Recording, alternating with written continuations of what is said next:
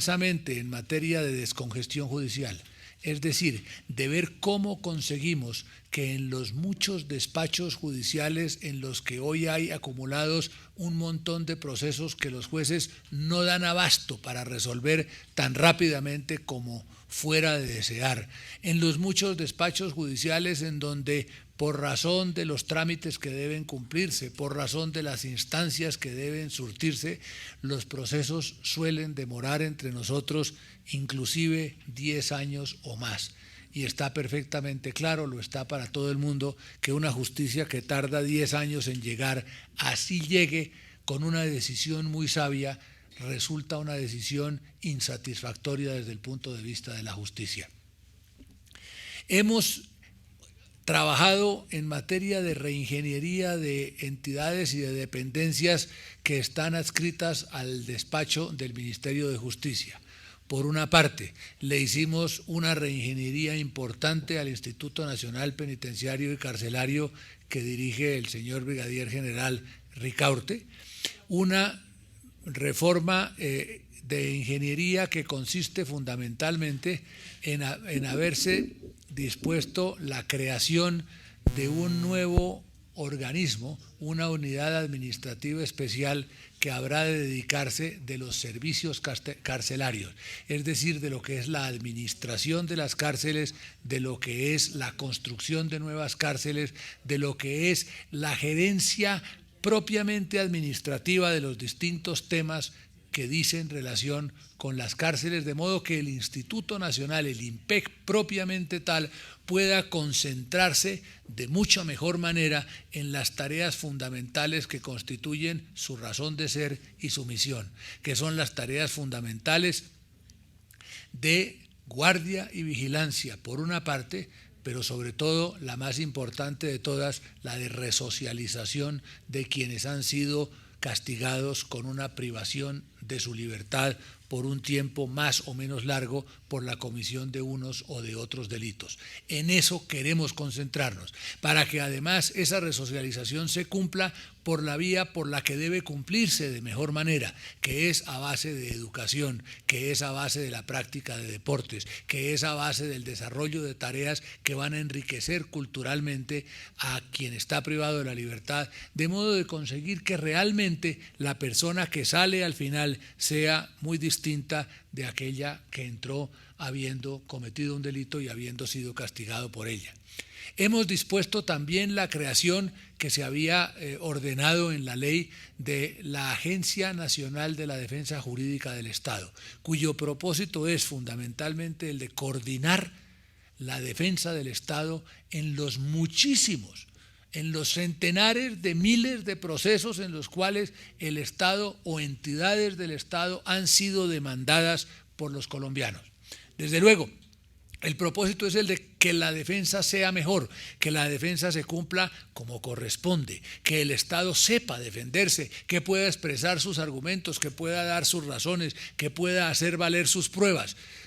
Naturalmente, si es claro, como lo es muchas veces, que el Estado se equivocó, que incurrió en conductas antijurídicas, que tomó decisiones que no correspondían con la realidad o con el derecho, pues ellas sean corregidas y se sigan de ahí las consecuencias del caso. Que si el Estado incurrió también en conductas que por acción o por omisión fueron causa de daños a los colombianos, esos daños les sean reparados. Pero lo que no puede ocurrir de ninguna manera, que es algo que ha venido ocurriendo en no pocos casos y que resulta muy preocupante y además muy doloroso,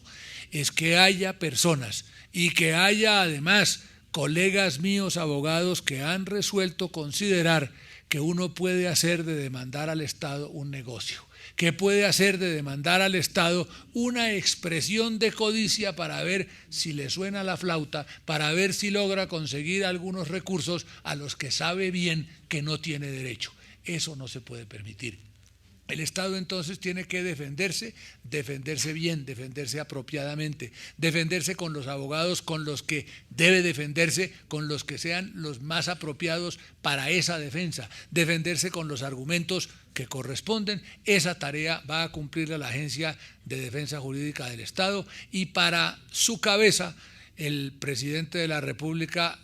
designó al doctor Fernando Carrillo, exministro de Justicia, una de las personas más destacadas de este país y de las mentes jurídicas más brillantes, que con seguridad sabrá sacar adelante esta agencia en la forma que corresponde.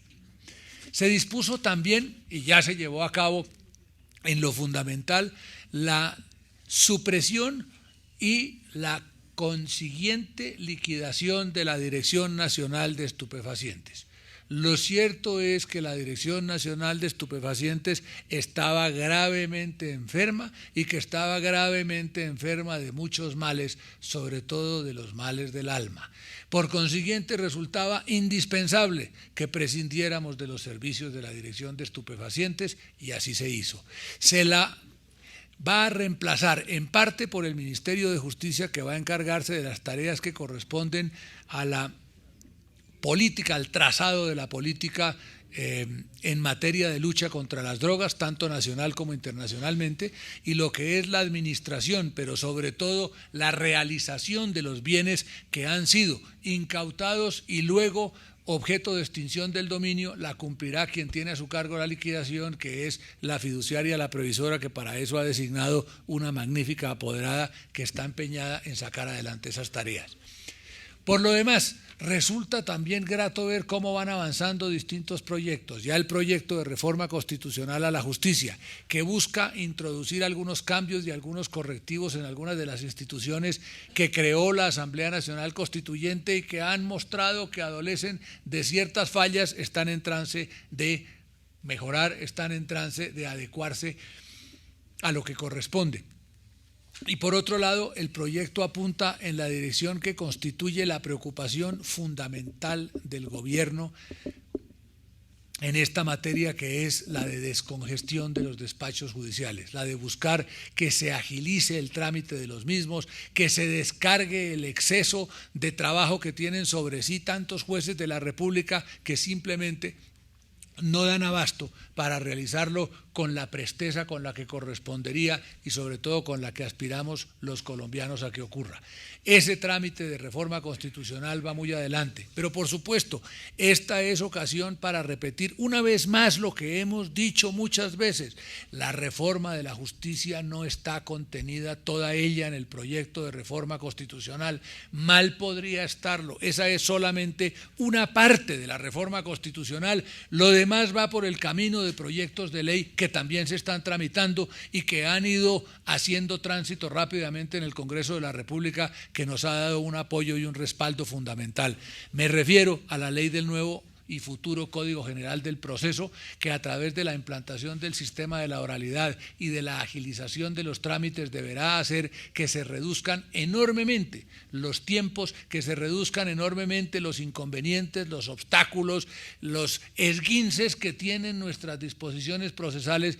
y que hacen que ellas no produzcan con la celeridad con la que se quisiera los resultados del caso. Un nuevo proyecto de ley de arbitraje nacional e internacional que incorpore lo que está hoy día en boga en el mundo en esa materia. Estamos trabajando en la elaboración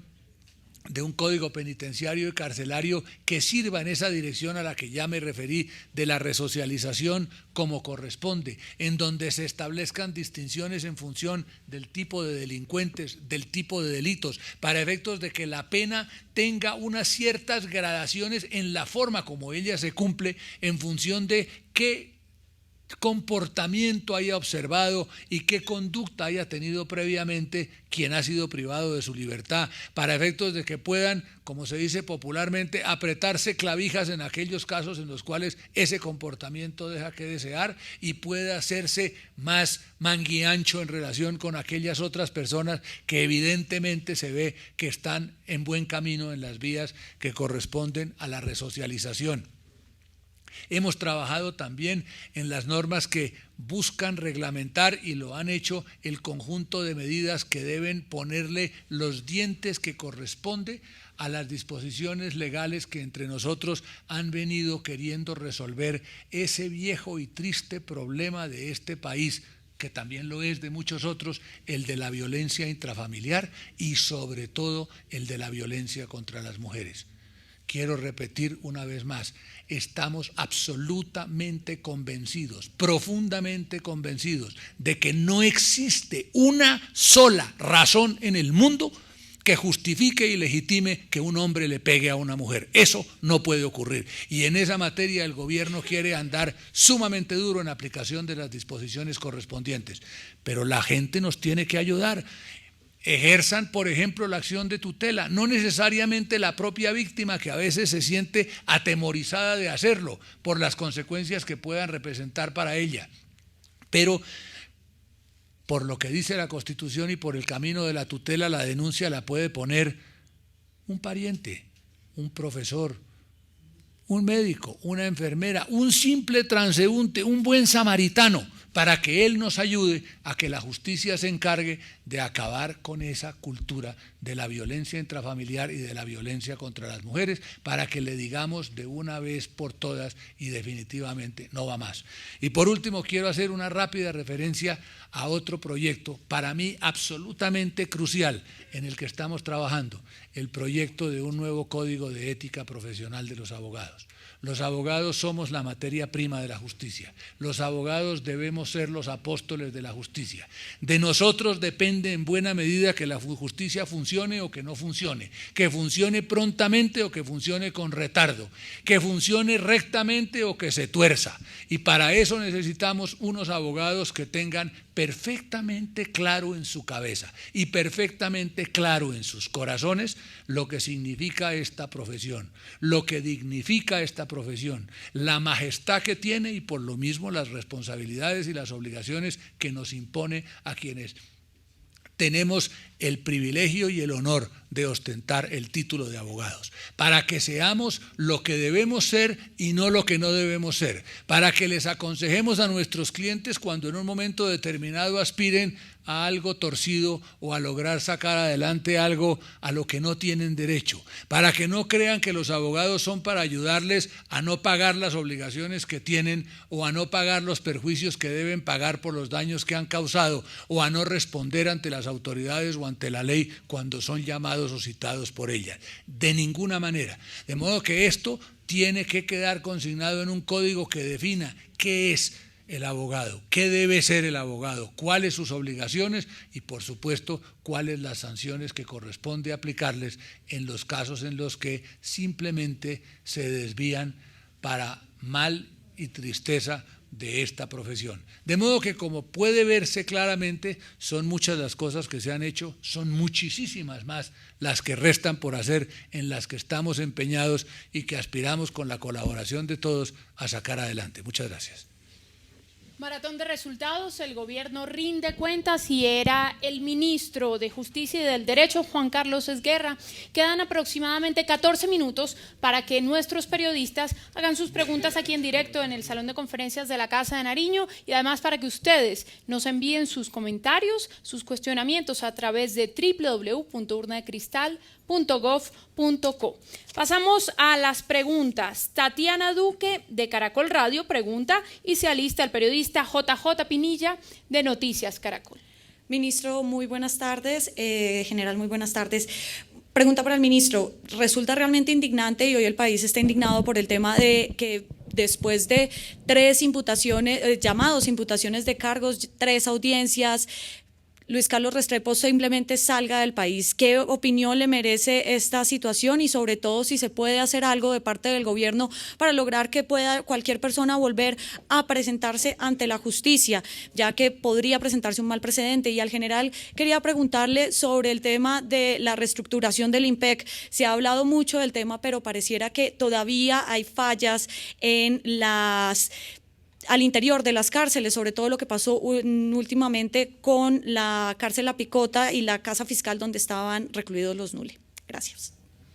A mí me parece que resulta en este instante un tanto prematuro hacer especulaciones sobre el viaje del doctor Restrepo, sobre las razones que lo determinaron y los fines que con él persiguen. De modo que no quiero hacer un pronunciamiento que implique unas aventuras intelectuales de mi parte. Lo que sí quiero decir, por supuesto, es que tengo claro, y los colombianos debemos tenerlo claro todos, que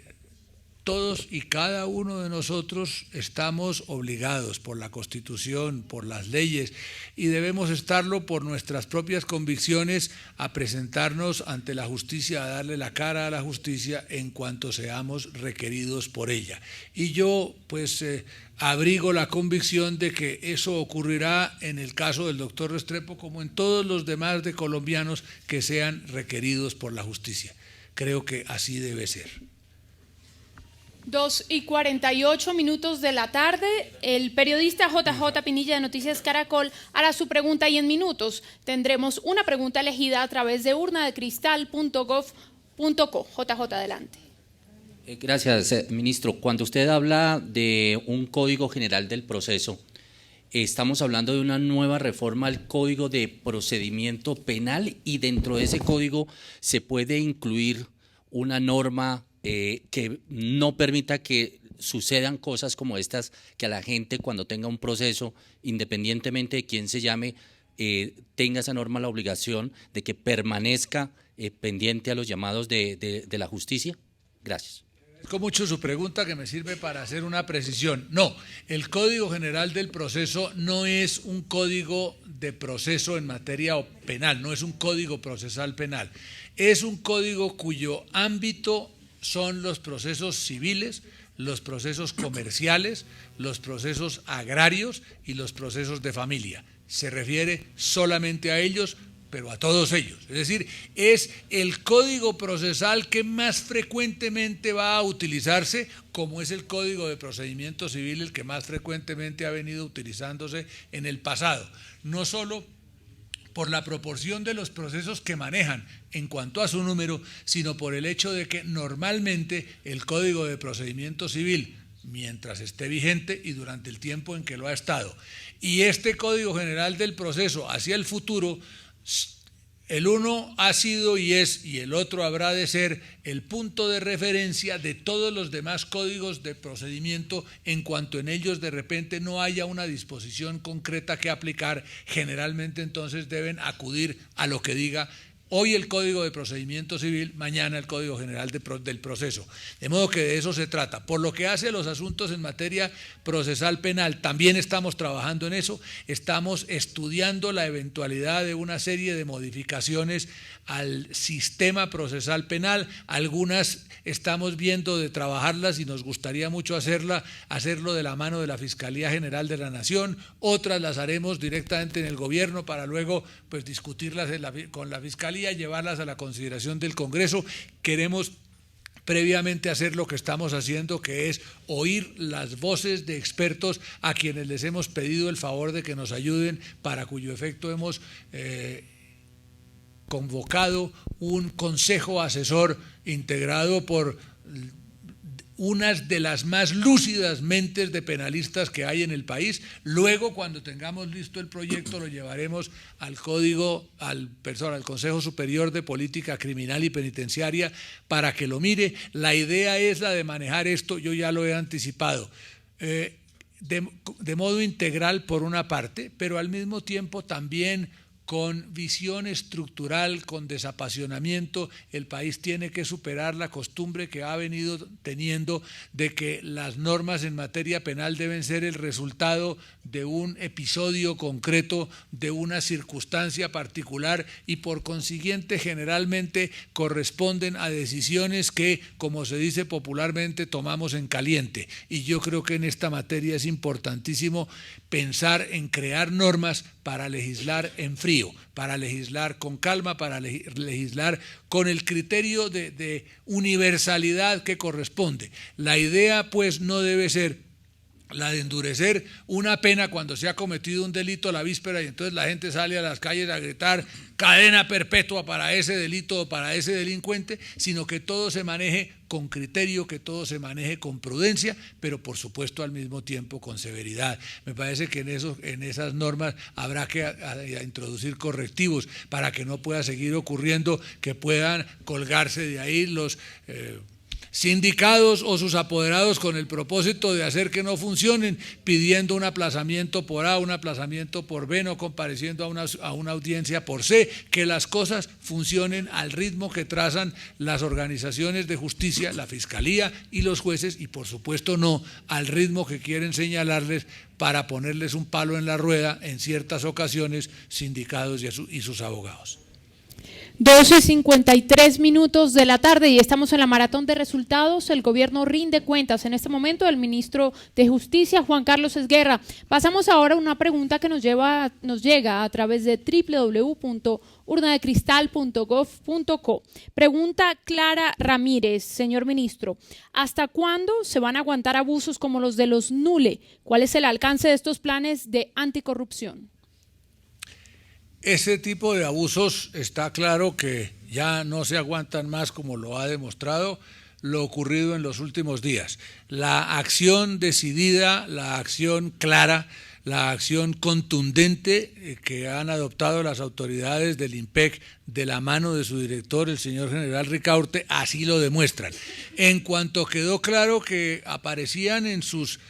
lugares de reclusión una serie de elementos que no corresponden a un lugar de reclusión, sino más bien como a una sala de juegos de la casa o como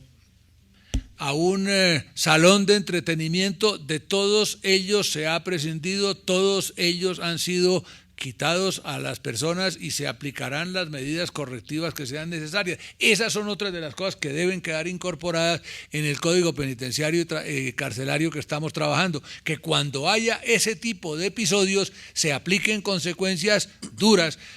se aprieten las clavijas a los que están tras las rejas y a los guardianes que eventualmente con su conducta, por acción o por omisión, hayan dado lugar a que eso suceda. Pero desde luego, ni en el caso que se menciona en la pregunta, ni en ninguno otro, ese tipo de cosas pueden ocurrir, porque la justicia tiene que hacerse sentir y tiene que hacerse sentir con toda la severidad que le corresponde, con la amabilidad propia de la resocialización, con la amabilidad propia del respeto por la dignidad humana, pero con la severidad que le corresponde a su majestad.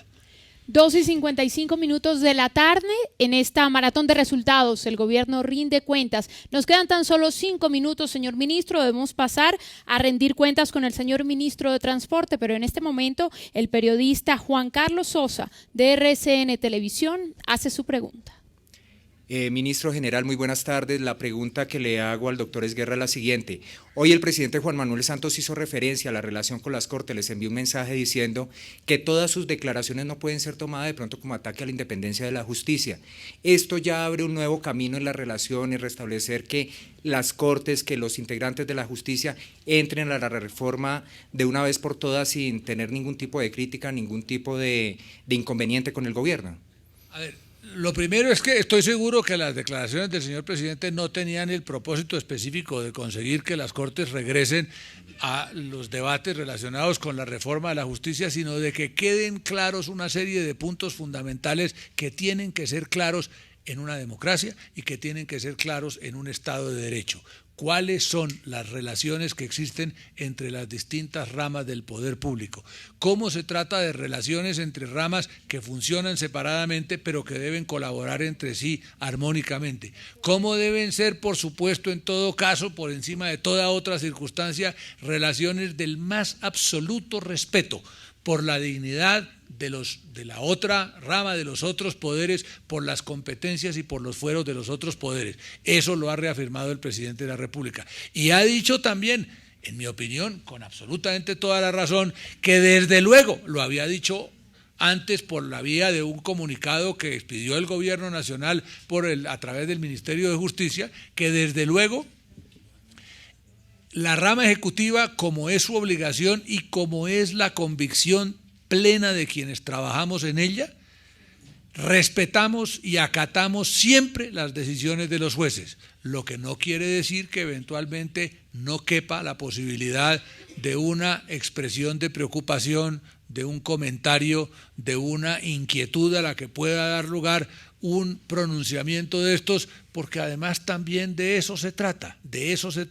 en un sistema como el nuestro, y además de que esas cosas funcionen abiertamente, funcionen claramente, funcionen espontáneamente y siempre, desde luego, con profundo respeto, con amabilidad,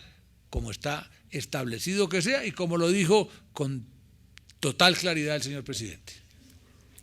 Maratón de resultados, el gobierno rinde cuentas, faltando 2 minutos 26 segundos para las 3 de la tarde. Terminamos con la rendición de cuentas del señor ministro de Justicia, Juan Carlos Esguerra.